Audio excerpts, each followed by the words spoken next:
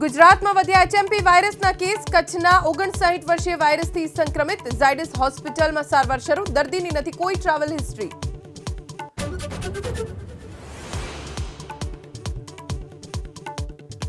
Digital અરેસ્ટનો અમદાવાદમાં વધુ એક કેસ. મની લોન્ડરિંગમાં ખોટા કેસમાં ફસાવાની ધમકી આપી મહિલા પાસે પડાવાયા ₹9.5 લાખ. સાયબર ક્રાઇમમાં નોંધાયો ગુનો.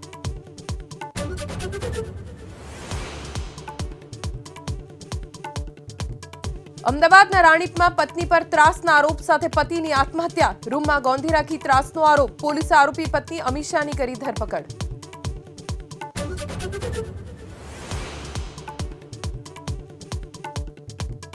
ભરૂચમાં ચકચારી ઘટના. યુવતીની સગાઈ કરાવનાર માસીને પ્રેમીએ પીવડાવી ઝેરી દવા.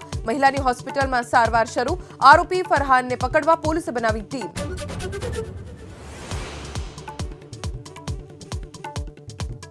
સુરતના ડિંડોલીમાં કેમિકલયુક્ત વેસ્ટેજ કચરામાં ભીષણ આગ. 2 યુવકોને ગંભીર ઈજા. ફાયર વિભાગની ટીમ સ્થળ પર હાજર.